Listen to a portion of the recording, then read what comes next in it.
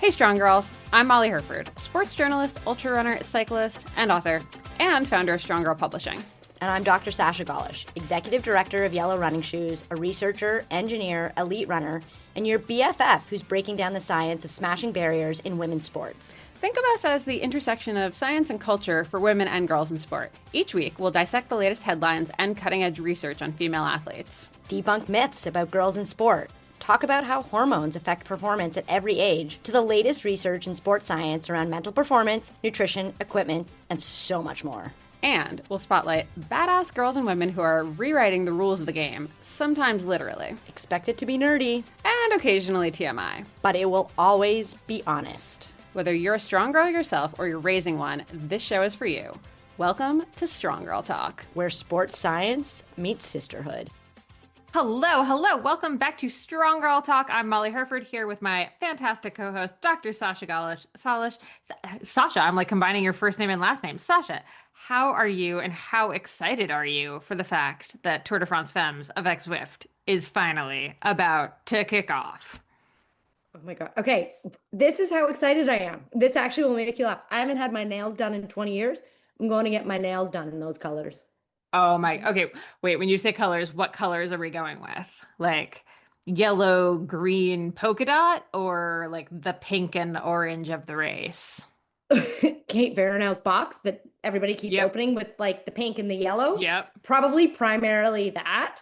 I don't think I'm going to do like, oh, now you got me thinking like, should I do like a polka dot jersey, a green jersey, a white jersey, a yellow jersey, and then like, so anyways. Okay, so now I got to think. No, skip the green jersey. I think you could go white jersey and then white with pink polka dots. That'll be almost the polka dot jersey. Then the pink and then like one yellow accent nail. Oh, I like this. Okay, so this is why we had to talk about this. But yes, that is actually how excited I am about all of this. I mean, that's pretty excited. If anyone knows Sasha, you understand like how next level that is. Okay, I am also just like super fangirling here. I am so excited for all of the things that you're involved with in the Tour de France Femmes avec Zwift. Like, I'm so like, fine, I'm biased and like how much I like talking to you and listening to you, but like just your insights, your love for the sport, your love for women's sport, your love for like specific people riding. Like, Molly, I think I'm as excited for the race as I am for all of the things that you're doing. Oh, thank you so much. That means a lot. I am very excited to be getting to do coverage for two different places actually for this. So over on Bicycling Magazine's website, so bicycling.com, if you go to the Tour de France tab, I'm going to be doing a little video commentary after every stage, and that's going to go up pretty much immediately after every stage. You can go scout some of the stuff I've been doing on the Tour de France stages thus far. And then actually, we're doing a limited release podcast, the Queen Stage Women's Cycling Podcast, brought to you by Ruckus Composites, that me and three other cycling journalists are doing together, where we are just doing stage recaps every day. So that's going to come out sort of in the evening after each stage with really just kind of deep dives into all of the things in the stage. So definitely, if you want to know what's happening, whether you're watching or you're, just kind of want to catch up and feel like you're part of it, definitely listen to both of those things. I'm excited for them. And can I ask you a question before we move on though? Mm-hmm. So has the Queen Stage podcast thought about like, are you going to go through like explaining what a stage race is? Because like, fine, I am along with being a math nerd, I'm a sports nerd, but are you covering some of that?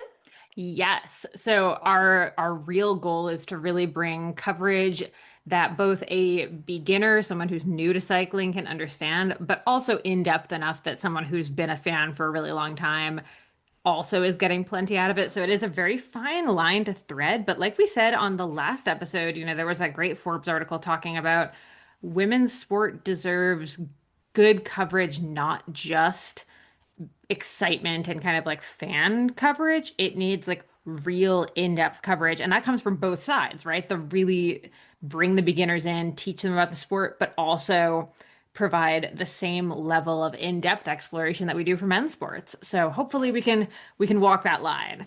And actually, I wanted to drop in a couple things from Zwift. They just released a report where they're talking about how the Tour de France Femmes is actually like having a positive impact on women's cycling and viewership. And the cool thing about cycling, I keep saying, is that you can love it as a fan, but you can also do it as a racer. You can do it as just someone riding your bike to the store. Um, it's the kind of thing that you can watch and then you can actually go out and do. You can't do that with like football, for example, or figure skating. You might want to. I would love to do a triple axel. I cannot. Cycling, you can at least go for a ride around the block. I mean, okay, technically you can go figure skate and like, skate in circles around a little skating rink, I guess. But do you do that? Where he's like, almost everyone has a dusty bike in the garage that they can, you know, scrape the cobwebs off and get out and just go around. And apparently, like almost 70% of women who watched Tour de France Femmes said they felt inspired to ride. And Zwift subscriber growth. So Zwift is like an online platform where you can ride your bike on a stationary trainer inside and have like a television up that kind of shows you as like a little avatar, as a picture of a video game where you're pedaling away. Um, 23% of new subscribers are women, and that's a 5% increase since the race started back in 2022. 23% may not seem like a ton, but honestly, for cycling, that's a huge part of the market share. Like, that's impressive numbers. Oh, there's so many things I love about Zwift. I'm gonna also celebrate that they have like the run part of it. Going thinking about our episode with Vanessa Housewald, like moms on bikes. Zwift, right? Run or bike.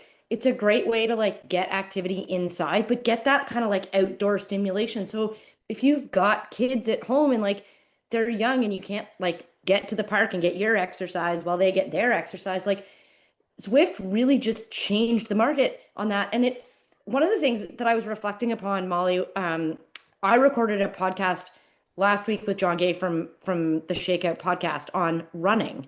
And I really want to shift how I talk about things that are events, right? So that if, I mean, running is a little bit different, right? Like pros line up with like everybody, but it's not no longer calling it a race, but calling it an event. So like when we go to Grand Fondos, I really want to, because that makes it so much more welcoming for the person who's like, but I just want to show up and ride my bike with my friends. But if we call it a race, we automatically put this barrier in. And so I am celebrating Zwift because they are so thoughtful about the language that they use to invite everybody in, kind of like, we talked about like inviting fans in. No matter where you are in your movement journey, there's a place for you. So Zwift, you're the best. It's true, yeah. And Kate Verino, just quick shout out to her, the woman behind Tour de France Femmes avec Zwift. She is just like a powerhouse of women's cycling and just one of our all-time favorite people. She was actually the first guest we had on this podcast. I'll have to link to that episode in the show notes. She gave us some spoilers for like what we could expect from this year's race, which is 9 stages long. Is there any stage that you're like particularly looking Oh my forward God, I have the to? same question for you. So I haven't looked at them in detail, I will be honest. Um, so tell me what's like the stage you're most excited for? I gotta say stage one, which sounds kind of cliche, but it's only 50 miles long, so it's projected to be under 2 hours. Uh, Just for all my Canadian friends, it's about 80 kilometers. If you speak in kilometers instead of miles, yeah, I love it's you. so funny because the race site all does it all in kilometers, so I actually had to convert from kilometers, and you're converting back. But yeah, so it's going to be a smoking fast stage, and I think it's going to be the day we really see, you know, who is in fighting form. The Giro d'Italia women just ended, Hmm. 9 days ago, so it's going to be like under 2 weeks from the finish of that to the start of the Tour de France Femmes. So we're going to see, who was able to recover quickly from that. Who teams are kind of like moving and where they're putting people, because there are a couple teams where there's a few riders who could be basically team leader. Um, Right. and I keep saying it, I'm gonna say it here too. I'm so excited to see Pauline Ferrand-Prévot, mountain biker, billion-time world champion, billion-time cyclocross world champion. She was the gold medalist at the Paris Olympics in the mountain bike. She retired from mountain biking to focus on the road, pretty much specifically because, and I keep saying it, she has every other jersey in her closet, but she doesn't have a yellow jersey. And she wants the yellow jersey. And she has really focused her whole season on it. We haven't seen her racing in like 2 months because of it. And I'm so stoked to see where she comes out on stage one. Okay, I'm a little bit giggling inside. I'm like, she actually has a yellow jersey, but it's not the yellow jersey because she rides for Visma Leasing right now. That is a fair point, yes. She does in fact ride in a yellow jersey, but not the yellow jersey. Not the, yeah, and it is a very specific jersey. I have actually, now that you said, I'm like, there's a Tour de France t-shirt in my house that I bought like 22 years ago that I gotta find and wear over the next week. Because I'm watching like the end of the men's Tour de France. And that's right, I put men's Tour de France before it every single time. Um, yeah, but like you can watch both, you can be a fan of both, but having watched the Giro, and so excited for the women's race, I'm like, yeah, women's race has really been way more exciting. I don't know, but yeah, I'm fine. I'm allowed to be biased. I'm on my own podcast. Exactly. Exactly. Yeah, if I can't say it on all of the other places I'm talking about it, I Yeah. can say it here. I'm definitely more excited for the women's race. Also, frankly, like, I'm sorry, just gonna put it out there. 21 stages is too many stages for the Tour de France. I would much rather see both races go to 14. 9 stages to me is actually kind of the sweet spot for that's what the Tour de Yeah. France Femmes is this year. And to me, that's great. It's 2 weekends, it's one full week, no rest days, no time trials, no. Oh, I Like, still want a time trial, but anyways, it could be a prologue. Okay. I get it. It separates the field. We talked about that on the last episode. We can have a compromise here. yeah. Okay, fair enough. We can have like a midway through time trial. I'm okay with that. But just no BS, just a race. Like Yeah. mm, so yeah, that's my vote. But anyway, that starts this Saturday. Make sure everyone is tuning into that. Sasha, anything else in the wide world of sports you want to bring up before we get to our guest today? I mean, we have this giant asterisk hanging over our head right now. We do. There Um, is definitely going to be a bonus or emergency episode. We're not sure what we're going to call it, but it's coming. Well, and I mean, let's talk about it as it comes out on Friday. So, but pretty much everybody in the running world knows now. Ruth Chepngetich, who set the world record in the marathon back at the Chicago Marathon in 2024, she's tested positive for the presence of a masking agent, HCTZ. I will never try to say the actual word. It's a diuretic, right? And so the idea is that like you basically have so much of it, you have it in your system to dilute your urine so that depending on who's doing your testing, it doesn't show up in your sample with the idea that you're masking a performance enhancing agent. Okay, query. Yeah, And hands I up, got it. I know you're going to be able to answer this, but for the crowd here, why would someone bother using a masking agent that could in fact like trigger a positive test? It's a great question. I think it was in 2019. Any spirit, so any other diuretic, banned or not, would still be banned, right? Because in the spirit of what it was intended to do. HCTZ is just this like very well known one, and it's probably in every diuretic. I don't know a ton about diuretics, and so I suspect, regardless, like it would be part of some diuretic, and so and I think it's inexpensive, right? So anything new is going to be much more expensive. HCTZ has been around for a while. Everybody knows that it works. Um, Okay, but I guess like the question I'm asking there is like, why are we using a masking agent? Because we know we're still going to end up with a positive test. So, interestingly enough, and probably why HCTZ is used is under a certain amount, it's actually not banned because it is used so prolifically in supplements that it shows up as a trace element in contamination. And so and we'll get to this in a future episode, to not trigger a positive test that's a false positive. So so for instance, here's a great example. I take vitamin D. Why do I take vitamin D? Vitamin D, as a person living in North America, we actually can't absorb enough from the sun. And so, yes, it's July. I'm not really taking vitamin D right now.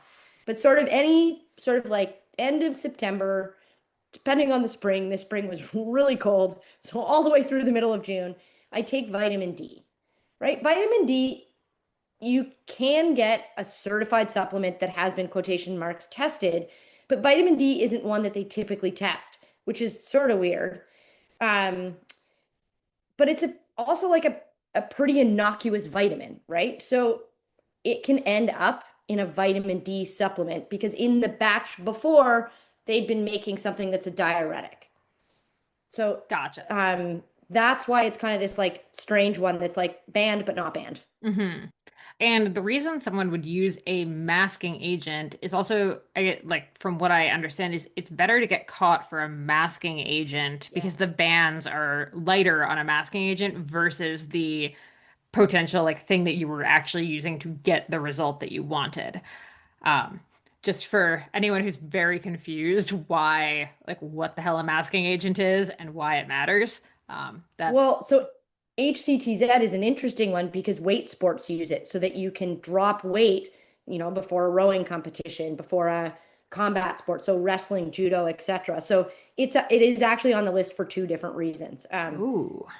And some people, well, was she taking it to be lighter going into a workout? But the past would show us that probably not. That's probably not the case as to why this was in her system. And also just she hasn't, so she has a provisional suspension, right? And so there's no time limit on it right now. Typically if you get caught with a masking agent, it's a maximum 2-year ban. If you cooperate, it can be much shorter. And we know that she's cooperating with the authorities, which actually, from a human rights perspective, Molly, a little bit terrifies me, right? I worry about her safety. I worry about her mental health. I also see the side of it, Emily Sisson has spoken up. Aisha Prout Lear, sorry, Aisha, I just said your name wrong. On her podcast, she's been talking about it, how there's also this side of it where there's a whole bunch of people not doping who are in sport who have to and can't actually work hard enough to keep up with those that are doping. And I think in the last week, in some conversations just around like some research I've been doing, you can actually hold these two ideas at the same time. They're not mutually exclusive and they can both be true. And it's not about, well, which one is more true than the other and which one is more powerful. They're just both true. Um, and I think part of the reason I want to do this like bonus, I want to call it a bonus episode because I want to talk about the whole anti-doping process, but just also thinking about it from a system perspective, right? Banning the athlete isn't going to fix the system. Banning Ruth isn't going to change anything about our sport right now. I don't even think banning the agent is the right thing. I think there needs to be like a system level rethink, and I think it's a complicated system. I think we can pretty much guess what all the unknowns are, right? It's not a complex system where you like don't know what the unknowns are. It's complicated, but it's solvable. But it can only be solvable if people really want to make meaningful change. Hmm.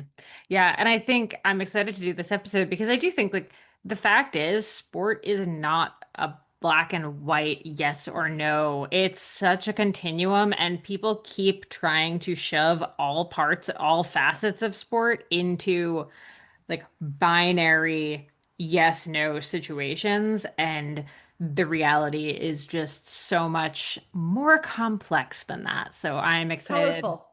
It's We love colorful. Let's we get love back a to our nuance. nails. It's colorful nails. We love a nuance here. You know what else we love here? Let's just get right into today's episode. You know what else we love here? We freaking love Timia Porter, today's guest, the Carbon Queen on Instagram. Honestly, someone who I think is really helping bring North American cycling back to the forefront, making crit racing cool again, making, domestic cycling cool again. And talking to her was just such a fun conversation, a fun episode, even though we get into some deep topics, right? Like she's one of the few Black women on the racing circuit. And what is that like for her? And what does that mean for her? How does that impact her racing? It was such a cool discussion. And I think there's so many takeaways, whether it's like honestly just like getting into racing yourself or thinking about how you look at the peloton. I loved also how she talked about events. How do events do better, right? She didn't center it just upon like the Peloton, but and then how do you, right? So like Molly, you and I come from a huge place of privilege where like we can pick any event. It was a great reminder for me when I pick events again to be thoughtful about whose event that I'm picking, right? When and where are you inviting in those that have been historically and are continued to be systemically left out? What events are opening those doors? That's where I'm going. Ooh, yes. Yep. Yeah, whether you're attending the race as a racer, as a spectator, as a fan, as a journalist, commentator, whatever. Yeah, looking. just taking that harder look. And I think that's so important and so cool. Yeah. All right. Well, I think we should get right into this because there's a lot to cover. All right. Enjoy this episode with Timia Porter.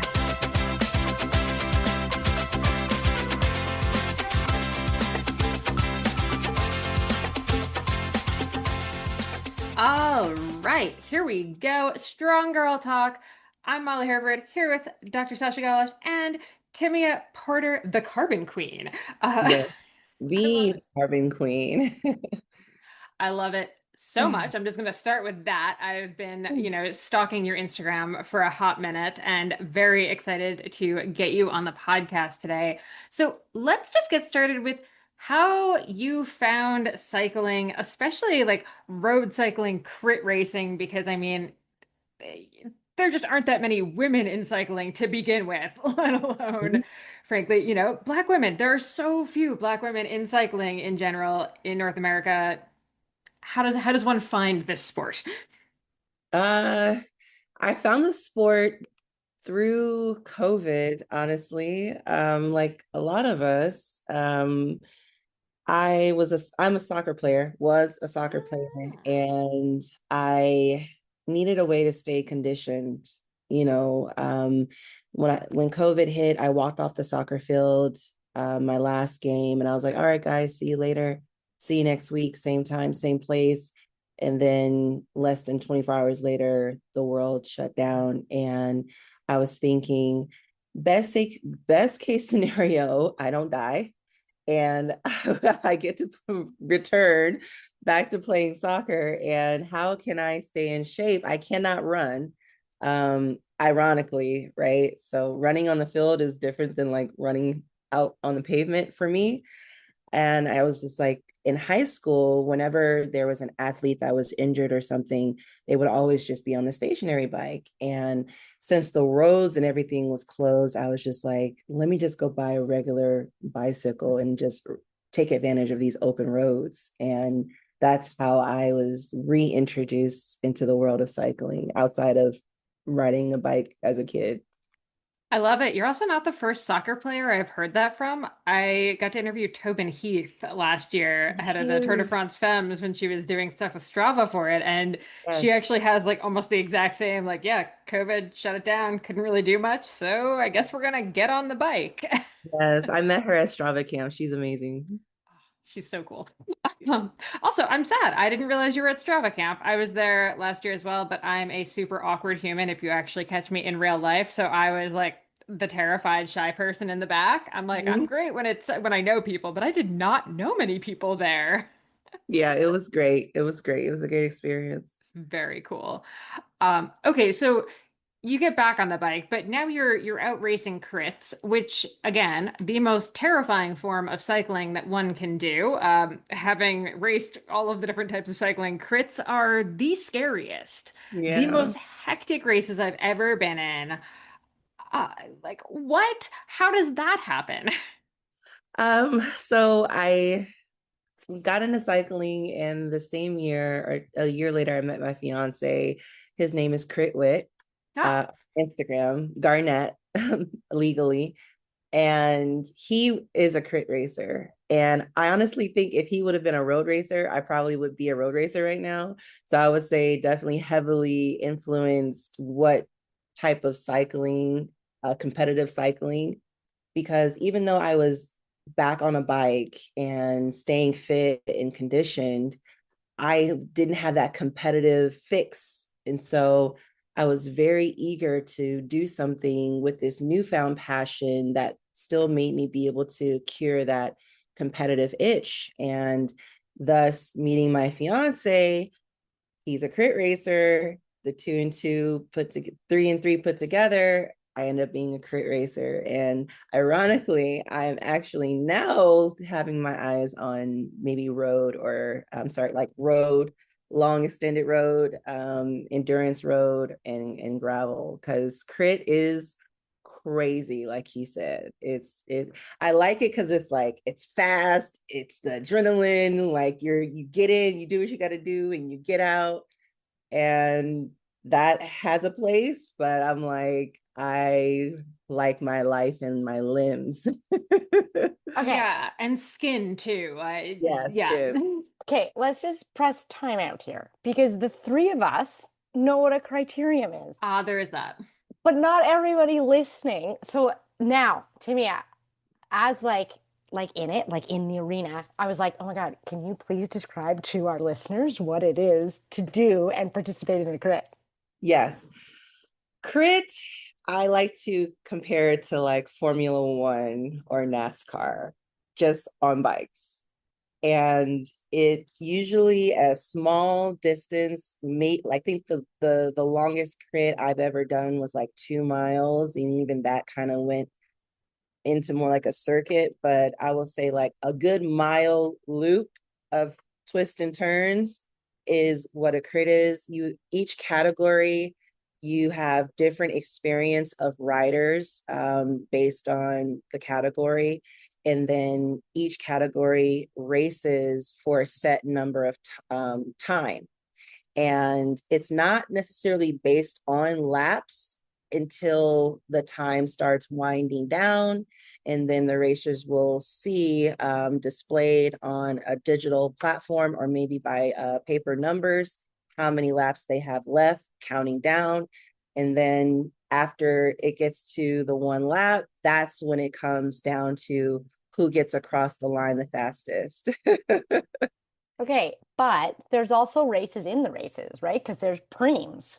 Yes, yes, there are preems that you'll hear the announcers announce different things. It can be anywhere from product to points to cash prizes. There's so many different preems based on the race and the sponsors that are available. So the one thing I'm going to add, just as a spectator, Uh-huh. is one thing that you can't appreciate, and everybody needs to go watch a crit, is the sound. When the Yes. peloton goes by you and you're like standing on the metal, like it's like an airplane going by. Like it is, and and then so like if you watch it on TV, you're like, okay, I can like have a visceral feeling with that sound, but it's just I love it because I love the adrenaline that people have in there, the tactics. Like it's such a Mhm. cool way. Okay, so tell us more about the tactics. You got stuff there. High school, I ran track and field, right? And so going into uh crit racing, I'm thinking it's whoever does fast laps the 5 laps the fastest, because like if you think of a mile in track and field or even 800, you got to go around twice faster than anybody else. That's not the case when it comes to crit racing. And mind you, I'm not speaking from like a high category. I'm still a category 4. So I'm still learning. But one of the hardest lessons that I had to learn was that not to just go as fast as you can out the gate unless that's your strategy, right? And so there's so many different tactics that come into play, and I'll save that for another podcast. But for our audience that has never experienced a crit or observed spectated a crit, I know you might be wondering like, why can't they just go around 10 times really fast and whoever comes around is the winner? It's like, no, like a lot of times you have solo riders that don't have a team. If you have a team, it's very much a game of chess and strategy, weaknesses and strengths. And believe it or not, crit teams have positions just like basketball teams and soccer teams. So we all have our designated duties and jobs.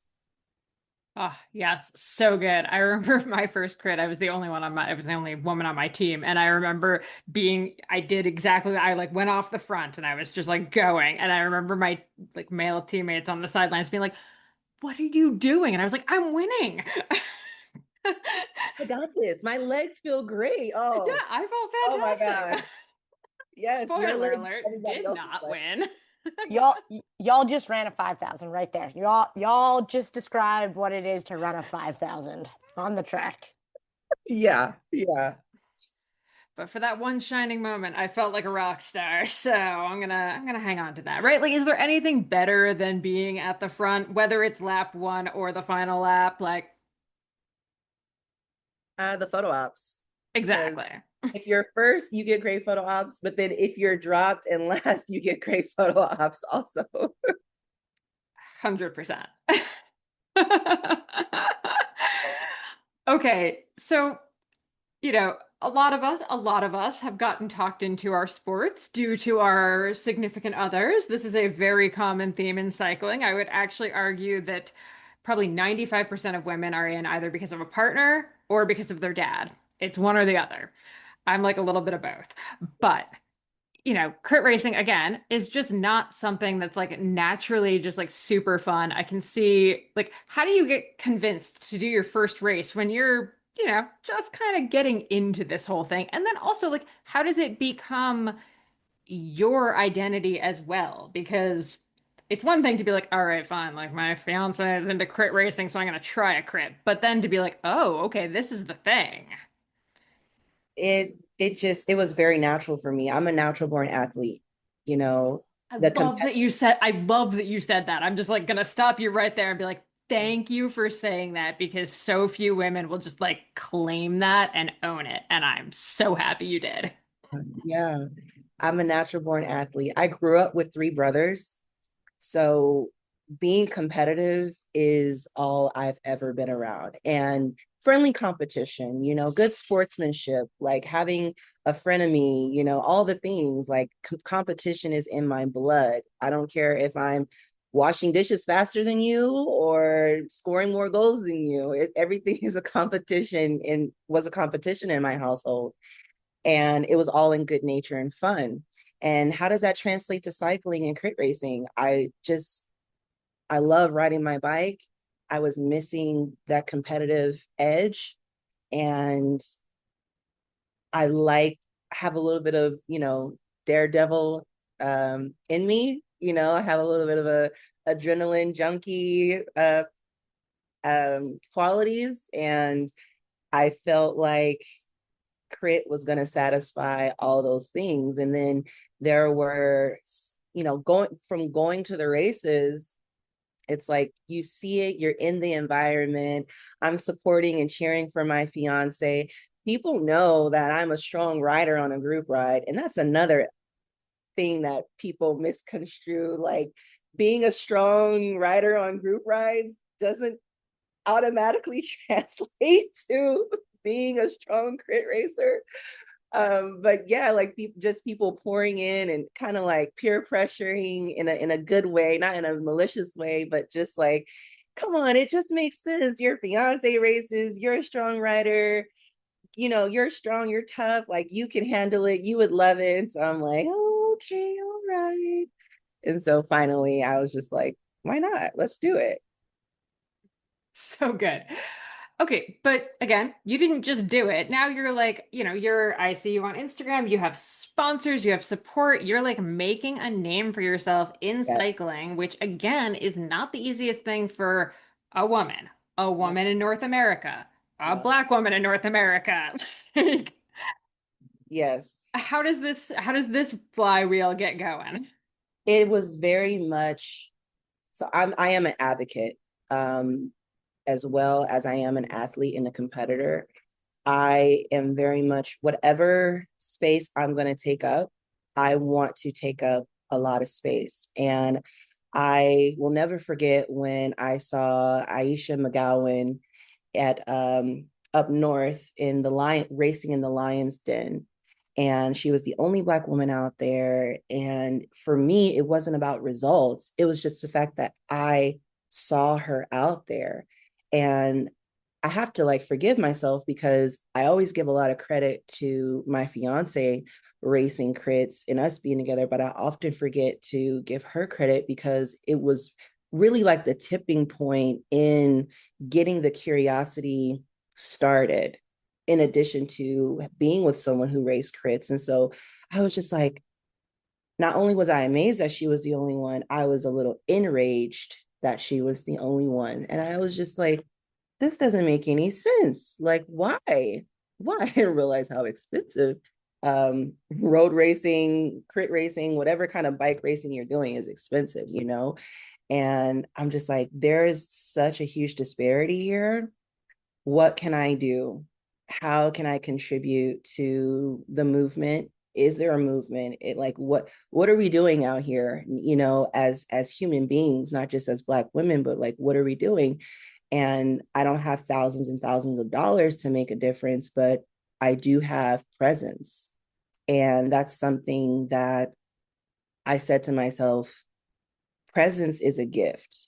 Showing up is a superpower. And sometimes that's all you have to do to make a difference in someone's life. And that's what really it came down to when it came to getting sponsors.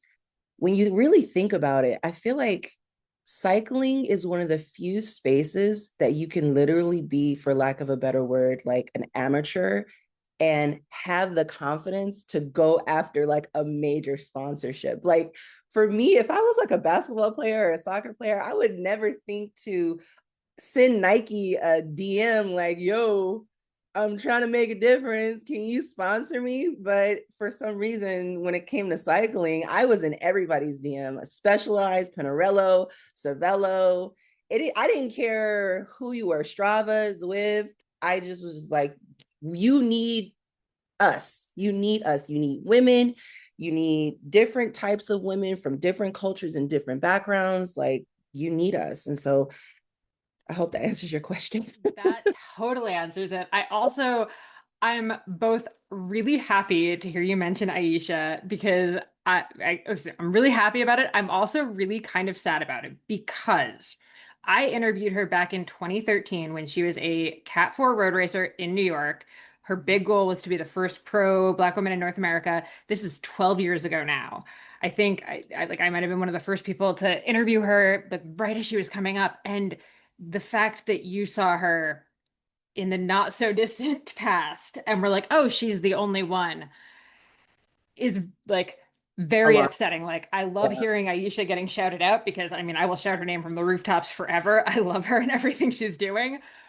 But the fact that like 10 years a decade has passed and she is still like the one, like, was the one person that you were seeing in the field shows just how slow the cycling industry is to adapt and to bring people in. Yeah. Yeah. You know, not until you said it did I ever think about that.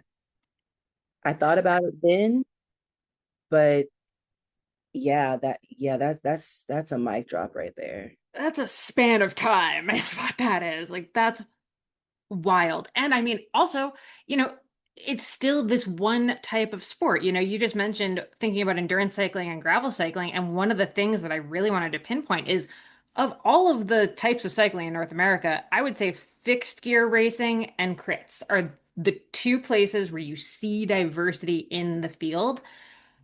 And it's not anywhere else. And again, how have we not expanded this by now? Mhm. I'm like, do you want me to put my research hat on and answer this question, or is this a rhetoric question? I was like, Little bit of both, but hit us with the research. So what? Sasha, I should add, Sasha is Dr. Yeah, Sasha Galish and a researcher and my number one person for dropping random stats and research I papers love into it. all of it. It's so good. Love it. So, I mean, Timmy, you're living this, right? Like, we know there are historic and systemic barriers. And I think one of the challenges that I find as a researcher is people are like, well, I've done that research and we know that those are the barriers. But it's the were. And I'm like, full stop, are. And if you're comfortable, continuing to share, I think, I think one of the other challenges with researchers, I'm just like pointing to my shelf, this like goes to die in the ivory tower shelf, and we do nothing to make it better. But if you wouldn't mind sharing just like some of the challenges of, I'm sure at times you're an only, I'm sure at times people look at you in ways being like, why are you here? Right? I'm sure at times people question. And I think I think your voice and more voices are so important for us to actually remove those barriers and to continue to work at it every day because it's not fixed, as we've all just pointed out. It is not fixed. It's almost not fair to Aisha that the whole movement is on her shoulders because there has been plenty of time and plenty of opportunity for there to be others that can be poured into, and all we need is opportunity and resources. It's not a matter of lack of talent or lack of ability. And like you said, we have all the data. We have all the ROI, we have all the KPIs and ABCs and one, two, threes. Like it's not like it doesn't make sense. It's not like the math isn't mathing. It's you start to wonder, like, then what is it?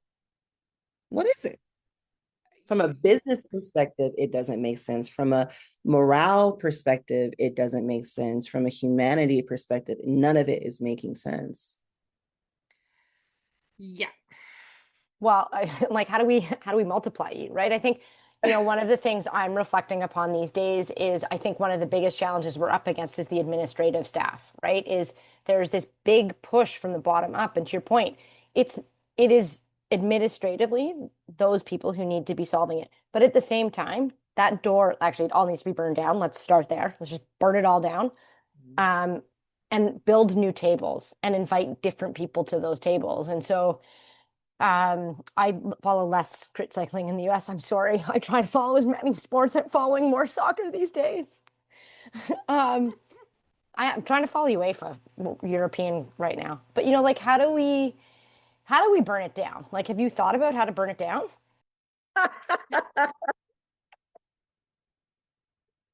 That was my villainous laugh. All we need is like a cat for you to be petting or something. Like super villain vibes going on here. I don't know. I have a cat. She's over there chilling. But so how do I am probably known as a divergent and a disruptive. Oh, thank you. Yes, we have the cat.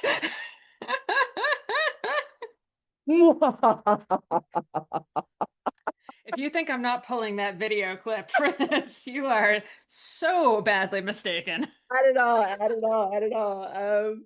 So I am known as a divergent. I am known as the disruptive advocate. It has served me and it has hindered me in ways I might not ever know.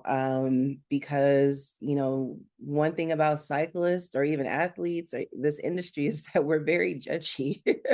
It's just who we are. I'm owning it myself, I'm owning it myself. And so a lot of times I have to be very mindful. I can't just go in with a sledgehammer and just start breaking things and shattering things because it's not going to get the effect because we've been beating our chest and beating tables and raising our fist and that hasn't done anything. And so I've really had to take a step back and think of a more politically correct and pleasant, not pleasant, but more palatable. And I don't even like using that word, more strategic, I would say, way, and that is doing it from the inside, right? And so it's not about sponsorship. Sponsorship is just the surface. You know what I'm saying? It's about being able to say, look, I did it. Like I'm special. I'm sponsored by Specialized. So if someone like me is sponsored by Specialized, someone who looks like me is going to be like, oh, if she can do it, I can do it too. It's not about the bragging rights. It's not about the product or who doesn't like free product, but it's more so I want the effect that Kobe Bryant has on a young kid growing up desiring to play basketball is one thing, but it's another thing when you're someone that's close to you, someone that's touchable, someone that's tangible, someone that you is in your neighborhood, someone that's in your backyard, not just some omnipotent celebrity, but I'm someone that you have my number to, we can see each other on a group ride, and I'm getting all this recognition and all these platforms, not so I can say, look at me, but so you can say you too, I think that's the way to do it. For sure. Yeah, there is something cycling's funny because not just, can you go to people and say like, hey, sponsor me, even when you're just getting started, but also we equate sponsorship with credibility.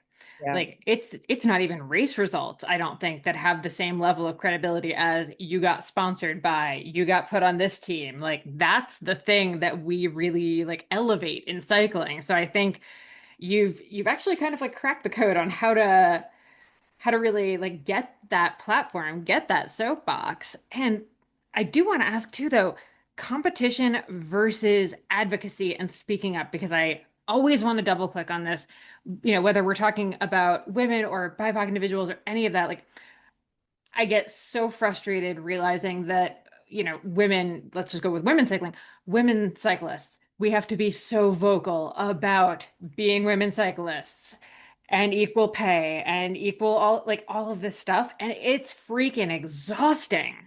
And Yes. it takes away from our ability to show up and just be completely like internally like self-focused and just in that eye of the tiger competition thing. So how have you found a way to be your best competitive self while also showing up in this other way that you shouldn't have to, but you do? I will say trying to kill two birds with one stone and knowing within myself that showing up and advocating is gonna come in different forms. It's not always a meme or a post or a reel. Sometimes it is just showing up to the race. My presence being there or wherever I am, whether it's somewhere like Sea Otter, which is not very diverse as I would like for it to be, or somewhere like Steamboat, like all these places where I'm one, either one of one or one of five, knowing that every way I show up carries its own weight and value. And when it comes to being a competitor, I have to switch in between modes, right? Like right now I'm racing. And yes, I would like to be advocating, I would like to be volunteering, I would like to be doing all these good deeds, but right now I'm a competitor, I'm a racer, and that has its value too. And that is making waves as well. That is saying something as well. And just knowing that simply whatever I'm giving my attention to in that moment, I'm taking up space and I'm being seen in a way that may motivate or inspire someone else. Ooh, love it. Love it. What we haven't added to this conversation is you are also navigating all of this with ADHD. So, also, let's talk about that plus racing because I mean, okay, my God, let's use Sea Otter for an example. So, again, for people who don't know, Sea Otter, you have tens of thousands of cycling people, cycling fans, everyone. It is an environment that would make even the most calm, relaxed individual just feel like their attention is being pulled in 800 different directions. How on earth do you navigate that space and race? Sea Otter is an ADHD nightmare. It's an ADHD The nightmare. only way you could put it. It really is. Yeah. And I will say that I think out of all the events, I think they do their best job to keep things organized. I think they have a lot of tools at my disposal to where it's like, yes, this is a lot, but they have some mechanisms in place to where it's like you can plan your day, you can copy and paste, you get reminders. And I need a reminder like the day before, the day of, an hour before, 10 minutes before, 5 minutes before, on time. And I think that because they've been doing it for so long, they kind of like they have a good system in place. And without those systems, I would just be like in a dark closet in my hotel room somewhere, rocking back and forth. I mean, I do that at Sea Otter. I'm not gonna lie. Like you can find me there at the end of the day. Yeah, and so this year was my first year racing at Sea Otter, and the track was definitely not. I knew I was gonna get slaughtered on the car racetrack corkscrew, but it wasn't about me. I wanted to show up. I wanted to be, and I wore the brightest kit, hot, flaming pink kit. You could not miss me, and it wasn't like I wanted you to see me from an ego or arrogance, but it was just more of taking up space and representing women who look like me, who feel like that space is not for them. I'm a little disappointed you didn't show up in your hot pink suit for this. I know, right? This is the closet. Like very neutrals right now. Yeah. Sage is always in. I feel like sage green is always in. This is true. This is true. Yeah, good point. Okay. Okay, and I do want to touch on racing. I did see a post that you had recently on Instagram talking about Harlem. Harlem Crit is honestly one of my favorite events. Like when you talk about having blocks lined with people and like such a rad crowd and fun atmosphere. I think it's been like 15, 18 years since I've raced it. I'm like, oh no. It's been a long time. It's been a long time. But I remember that being just like one of the highlights of my season. It was such a cool event. And, I love you talked about on your Instagram. I'm going to just read this little chunk. A coach promising a win is like a surgeon promising the patient will survive. It's the kind of thing you're never supposed to say out loud. But your coach, David Lipscomb, did. He looked me in the eyes Friday and said, "You're going to win Harlem." I want to talk about the importance of belief. I also want to just be like, I loved this so much because Harlem was one of my, like, I think it was the second crit that I ever did. And I remember the one guy on Rutgers cycling with me right before the race puts his hand on my shoulder and just goes, "Molly, you're so much stronger than all these girls." And like it's, been 18 years and that still like makes me like tear up thinking about it. So I know how important the one-liner before this race is. Oh Talk yeah. to me about belief. Uh, so I was in a crash on a training ride, where I blew through a stop sign and T-boned a car. And we've all done it. you, you 100%. know, Yeah. we're going 30 miles per hour down a stop sign, and you see other people going ahead of you. You're like, oh, let's be clear, right? So I did that, had contusions on both my legs. That I can literally still feel the indentations on my muscles. My bike was an accordion, and no broken bones, no concussion or anything like that. And I didn't have a coach at the time. I was just going based off. Actually, there were other like coaching entities, like Greg Freeman. He's someone who often is always pouring into the cycling community here locally in LA, and so he's always been a great resource as well. But at the time, I needed like the SWAT team. I felt like in my mind, because Harlem is my A race. And I said it in the beginning of the season, and I am training for Harlem. If I don't win another race this season, I have my cake. Like I have my cake. I think I have the jersey hanging. Nice. Hanging up right there in the background. Love it. That's my cake. And so when I crashed, I was just like, like, what am I gonna do? I need help. I gotta heal. How do you heal and train? Because if you start back too soon, too much, you can do more damage, all the things. I don't know what I'm doing. And so I heard of David CIS through my brother in cycling, Andre Campbell, and many other cyclists. And so I hit him up, and the first thing he asked me was, "What do you want to do?" And I was like, "I want to win Harlem." He was like almost like what I said was like, duh, like, of course, like, okay, like, that's, we can do that. We did all the assessments, we did the training, and then fast forward, I, with my ADHD, was not consistent with my training. I have not been consistent with my training, on top of being a fiance and being a mother and being a veteran. all the things, right? And I wasn't consistent with my training. And then we get into this shameful cycle of shaming ourselves like, I should have, why didn't I said I, like, we are breaking these promises to ourselves. And my coach is pouring all this one-on-one into me, and I'm just squandering it.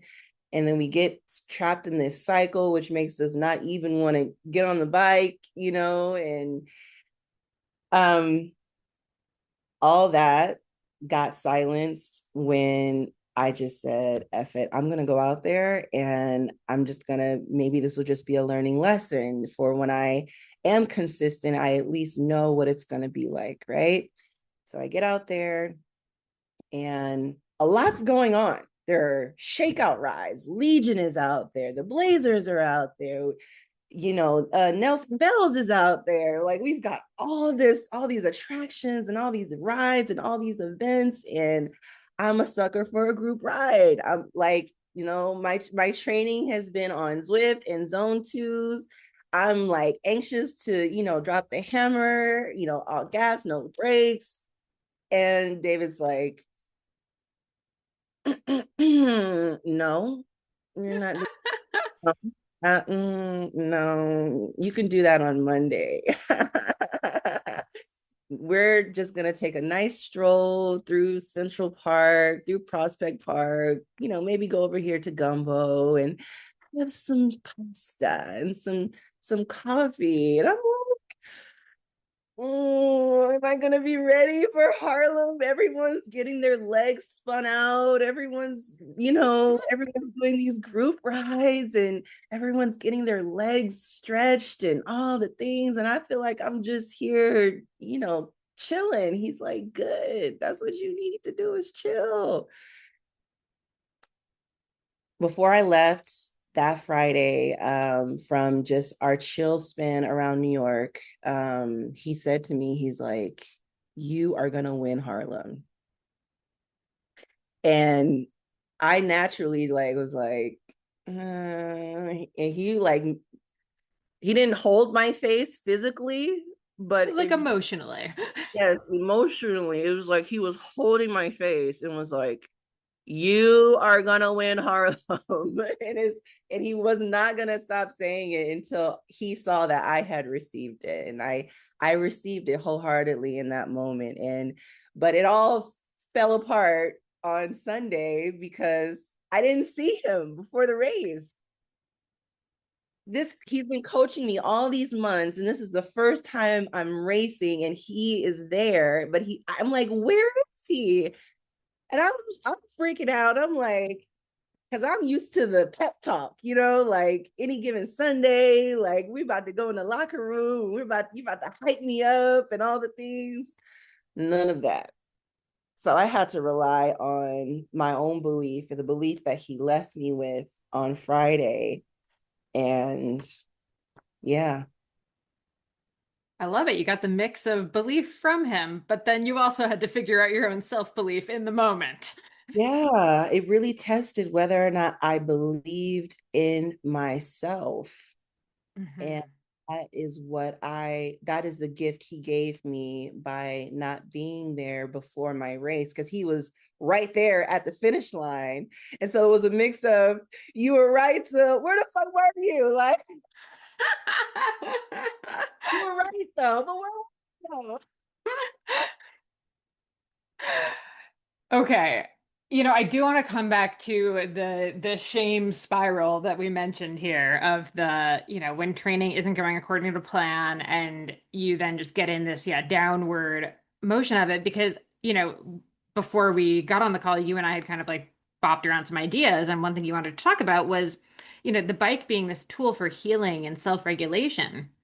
But the problem with cycling when you're in it competitively is it's also a great tool for suffering and self-flagellation, where you're just mad at yourself all the time and you're not putting out the watts that you want to do, or you missed the key workout for the week and now all is lost. So talk to me about the good and the bad and how you're kind of like coming to terms with both sides of that.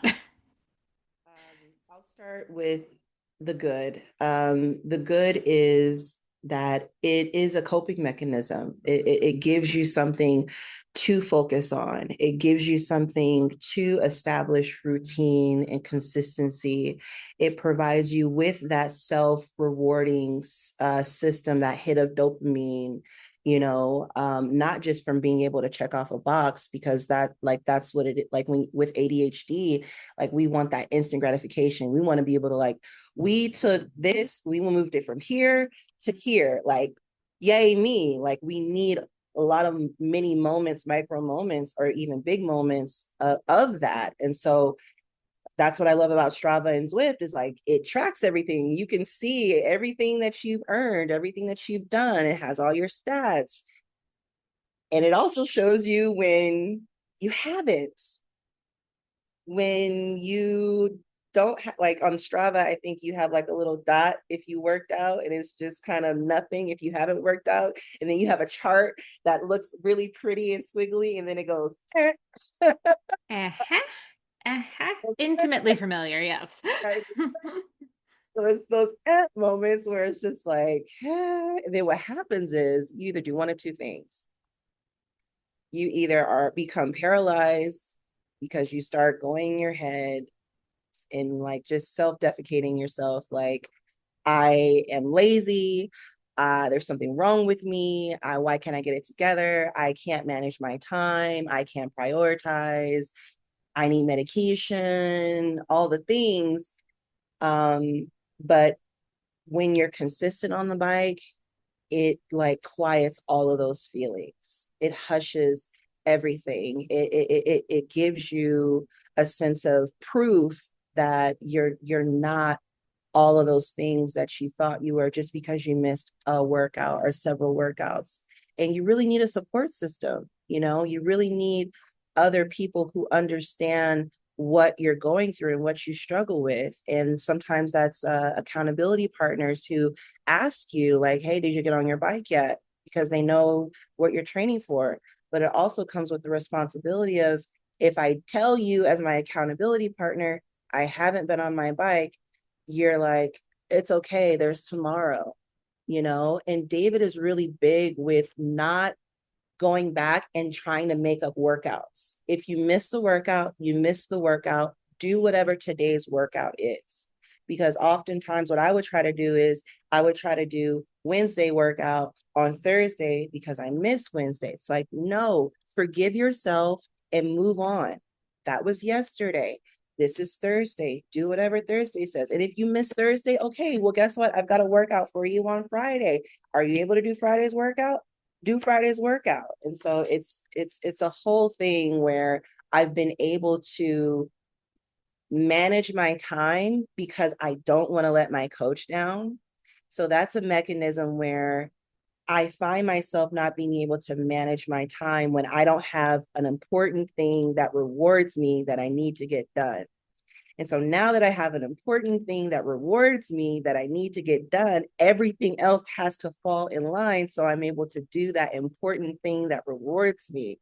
And that's the beautiful thing about cycling, is this is literally a tool that not only provides me with health and fitness and that competitive nature and community and connection, but it also irons out all the other things that probably would be in disarray if I didn't have this important, fun thing that I love doing, even when it's painful at times. Oh, yes. I love it. I love it. I love it.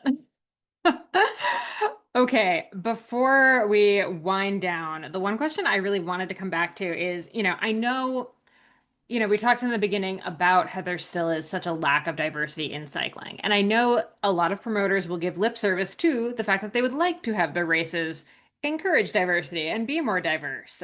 Same with brands. Like, I don't think there's a single brand or race that would be like, I really don't like diversity in my. Okay, maybe there are a couple.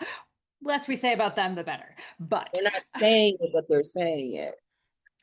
let's say most promoters in general would really like to have more people at their races. And stands to reason, increasing diversity would bring more people to their races. So, how can promoters make their races, like, what are some simple things they can do to make their races more open and inviting to everyone because I think so many want to do something and are just either paralyzed, have no idea what to do, aren't asking the right questions, aren't asking the right people, aren't issuing the invitation. So let's give them a tangible thing to do to put on their list.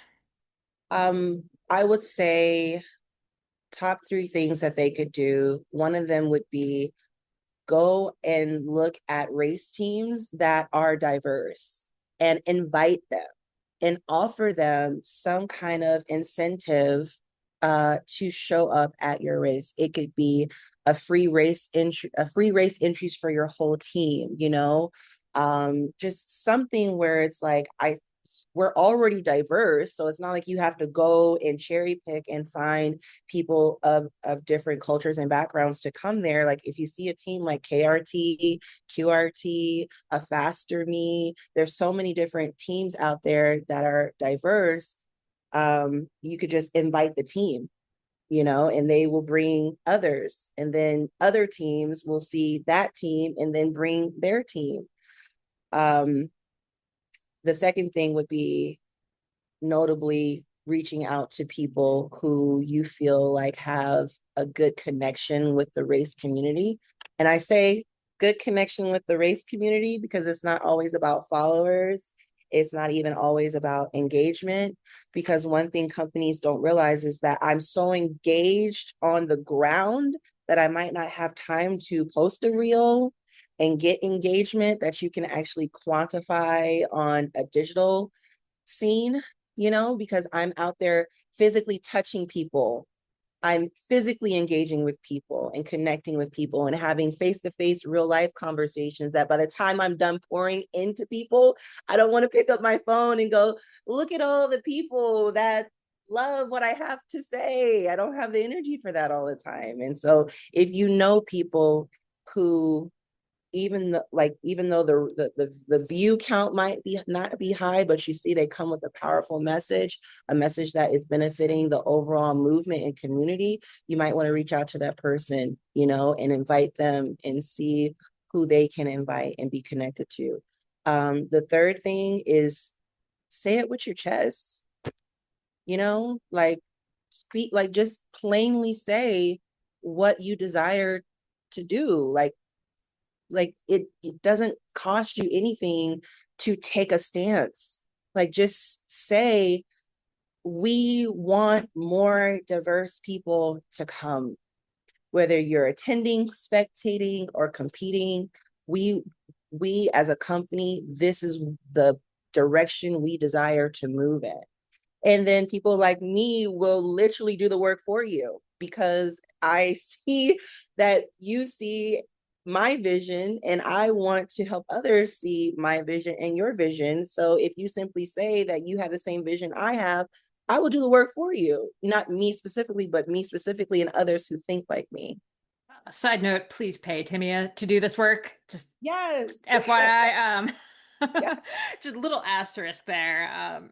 It is always nice, you know, and it would be nice to eventually be in a world where I don't have to lead with the fact that I am a Black woman as the reason why you should bring me on board. Oh, Yes, yes. I'm always leading with that. I'm always leading like, oh, diversity, diversity, diversity, diversity, diversity. It would be nice to be like, bring me because I am an asset outside of my background. Bring me because I am an asset outside of the disparity that you guys have currently, you know? So I just wanted to say, Mhm. Yeah. And I mean, that does come back to, you being able to just race sheerly as just a competitor and not as all of these other identities that you embody every time you're coming up to the start line with like all of that weighing on you. So yeah, would be really nice. it's a lot. It's a lot. But I know, like mental health wise, we need to know that we are seen in this space. And Mhm. being seen, it can't just come with wins and podiums. You know, I think all women are tired of having to say, I'm here too. I exist too, and it would just be nice to have a space to where it's like we can just exist for existing and not have to be an initiative and an advocate and a movement to where things are where they need to be. Yep. I remember earlier in my career asking a pro woman mountain biker like about, she'd been kind of outspoken about not being specifically a women's cycling advocate. She's like, "No, I'm just a racer, not a women's cycling advocate." And I remember asking her about it and she's like, "I don't see why I have to do that. Like, why can't I just show up and race?" And like that's that. And at first I was like almost offended about it as a woman racer because I'm like, what do you mean? Like, of course you need to show up as like a, women's advocate. And then I was like, oh, why does she need to do that if no one is asking the men over here to show up and advocate for the men? So I can really see kind of like both sides, and it like really opened my eyes to like, wait, she's allowed to just be a racer. If she were to ask me that question, I would tell her eventually one day we will, but until then, unfortunately, we have to. Until we're in a space to where I don't have to lead with being Black or I don't have to lead with being a woman, then maybe I can chill and relax on the advocacy. But until we reach that place, yeah, like you should pronounce that and be pronounced with that, because we're not in a space to where it's going to pronounce itself. And so until we're in a space to where we're gonna have a designated reserved space and spot for us, we have to be like, look, this is who I am, and this is where I need to be, because I don't see anyone else that looks like me. And that's whether you're trying to come into a space that's male dominated or you're trying to come into a space that's not diverse. If you see a lack, that's not the time to be quiet. That is the time to speak up. Love it. Love it. And I mean, on the note of teams and kind of, stronger together, I do want to, before we wrap, talk about Queens Rule Together. What's the deal with it? Love you to kind of shout out, yeah, team, sponsors, all the things. Let's give the people who are doing really cool stuff some kudos Yes. here. Yes. My first race team that I ever joined, that I'm still on right now, is QRT, Queens Ride Together, which is a sister to Kings Ride Together. And it actually started off as a cycling club and grew into like overnight a race team. And I'm just appreciative of Rima Morgan, who is the GM for the West Coast, well, for QRT, KRT. She's just really given a lot of support to us here locally, as a new baby team here on the West Coast. And I love the support that I've gotten from my sponsors, Specialized, Muck Off, Never Second, just all my sponsors. I'm probably my ADHD, blame it on my ADHD, not my heart. Like full list over when you follow her on Instagram. And you yes, should. yes. If you go on my Instagram, TheeCarbonQueen, TheeCarbonQueen, you will see all of my sponsors there. But yeah, and anyone else that I'm not listing, blame it on my mind, not my heart. I just appreciate everyone, Zwift, Strava, everyone. You, Molly, thank you for having me. Sasha, thank you for being on as well. Yeah, I'm just grateful to be given a platform, and this is just another space that I'm taking up. And so thank you for the opportunity. Oh, thank you so much for chatting with us today. This was so much fun. We will include links to where everyone can find and follow you in the show notes. You are welcome back anytime. Thanks so much for tuning into the Strong Girl Talk podcast. If you enjoyed this episode, definitely head over to wherever you listen to podcasts and rate, review, and of course, subscribe so you never miss another episode. And head over to stronggirlpublishing.com to check out all of the books by Strong Girl Publishing's authors, including Molly Herford, Misha Powell, and so many more. Thanks for tuning in, and we'll see you next time.